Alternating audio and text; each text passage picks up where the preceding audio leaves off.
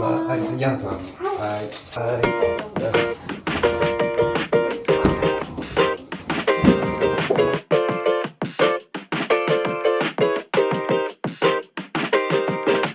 Hello， 大家，久违的植物系列回归咯。我昨天有去 Ozaki 买了一些植物，他们今天都已经送到家里来了，所以就给大家看一下我们的植物大家庭又有哪些新成员的加入。OK， 话不多说，就开始今天的内容吧。首先就是这一株大家伙，它叫蜜叶猴耳环，我们一直想要养的这样子一棵大型的绿植。它的叶片非常的可爱，而且它到晚上就像含羞草一样会闭起来，白天再舒展开这样子。当时在店里也是有很多植株形态可以选择的，我们也是求助了 ChatGPT 老师，他告诉我们这一株的底部是很结实的枝干，到上面分两个枝芽，有一点弯曲的形态是非常好看的。其实我们之前也有考虑过是不是入一个小苗，就是从小把它养大，但是后来查一下发现，这个蜜叶猴耳环的塑形其实并不是那么容易，新手可能会把它养成一个直的杆子，就不是很好看，它就可能要更弯曲一点才会有美感嘛，所以就是入的大苗。第二棵是我心心念念的这个是一颗猴脑的鹿角蕨。我上一次去 Ozaki， 因为想着不要贪心，第一次养鹿角蕨就只买2颗好了，然后就有一颗非常可爱的猴脑，我当时没有买，就想了1年，这次终于把猴脑买回家。但是这次去呢，所有的猴脑都没有上板的，它就是养在这种营养皿里面，但是它已经是非常大的一个状态了。养的这一颗是因为我觉得它的猴脑的纹路都已经很深了，它的手也长得非常可爱，等一下要给它上个板。它这个营养液现在都已经像蛋包饭一样包在这个培养皿上面，等一下要想一下怎么才能给它上板。这次也逛了非洲植物区，凯文本来是冲着买猴面包树去的，没错，就是小王子里那个稍不留神就会泛滥的小植物，可惜因为幼年体态瘦长，惨遭凯文嫌弃，转而对一种叫沙漠玫瑰的植物产生了兴趣。一个是这个，这个长大会变成这样，它很多枝，还有一个是这个猴面包树啊，这个也是沙漠玫瑰，这也是沙漠，就更小一点。还有一个这个高天空树，天空诺巴拉，那你想那个？你喜欢叶子大一点就买右边那个。我可能还是喜欢这个，我觉得这个枝有点太多了。好。这颗呢是 Kevin 喜欢的，他挑的非洲植物阿拉比库姆，叫沙漠玫瑰。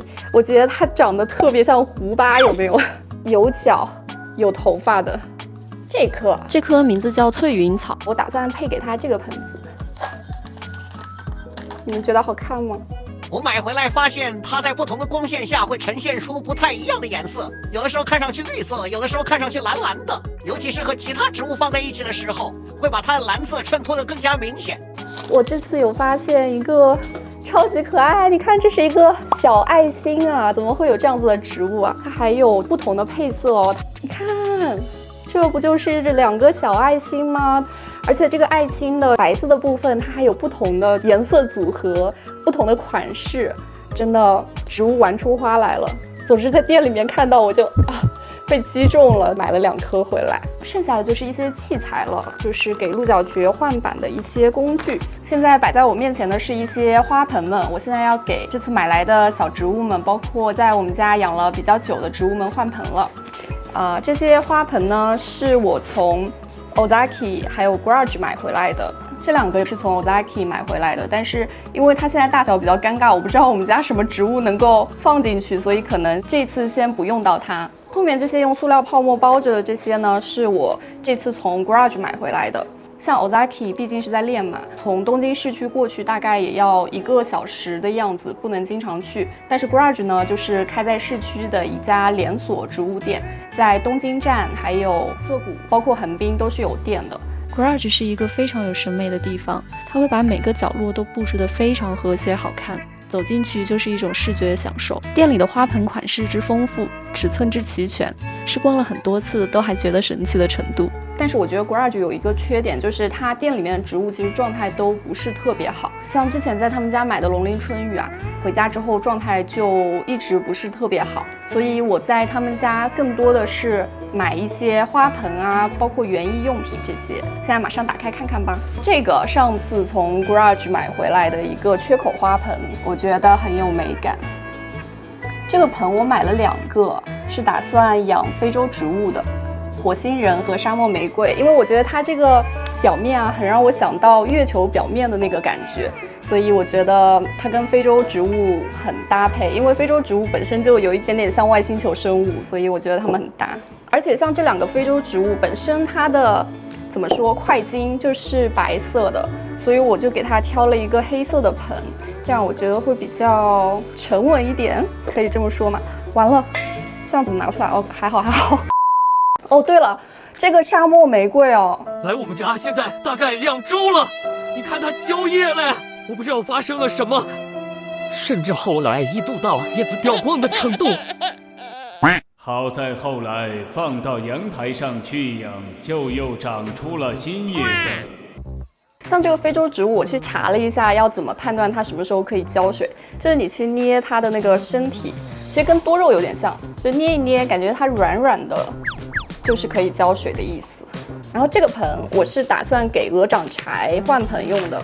这个鹅掌柴啊，我也不知道是怎么回事，反正养的也不是太好，给我一种雕塑的感觉。它应该是一个陶盆，就打算这样给它换一个盆。这2个小家伙呢是用来种这个爱心叶片的。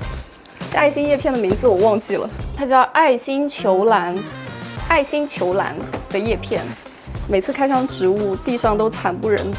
这个桌面上很光鲜，但其实地上已经变成垃圾场。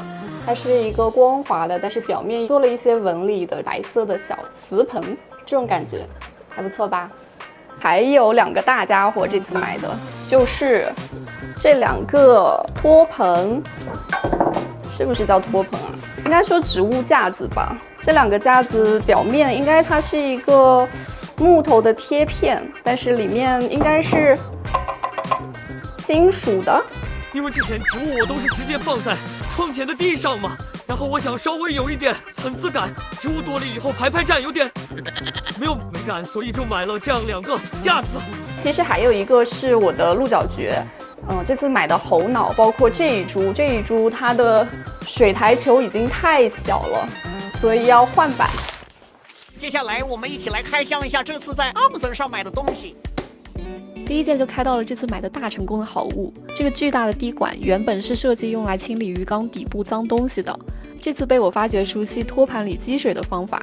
平常我们给绿植浇水的时候，总是要浇到盆底出水才算是浇透，但花盆种的时候，托盘里的积水就很难处理，植物在积水里面久泡很容易闷根。用这只大号的滴管就能轻松吸走盘底积水，干净又省事，推荐给同样在室内养绿植的朋友试试这个方法。这盒里面是鹿角蕨背板，这2块不管是在颜色还是形状上都很合我的心意。啊，这个是用来绑植物的。乌龟背竹现在放的位置是在2扇窗中间，我发现它长着长着就往2扇窗的方向去了，中间特别土，所以我买了这个绑带来给它塑一个形，这样呢看上去叶片会满一点。我把这个叫做植物拐杖，有了这个作为支撑，有些细长的植物就不会长得向四周发散，它可以继续直直的向上生长。这次也买了2种种植土，一款是观叶植物常规的泥炭土，另一款是比较接近于石头大颗粒状态的基质。我打算拿来给非洲植物换盆用。那因为内容太多，我就不放在这一期视频里了。下期视频我会把这次购买新植物以及我家已经生长了1年的植物们一起换个盆。大家记得点赞关注，这样就不会错过精彩内容啦。我们下期视频再见啦，拜拜。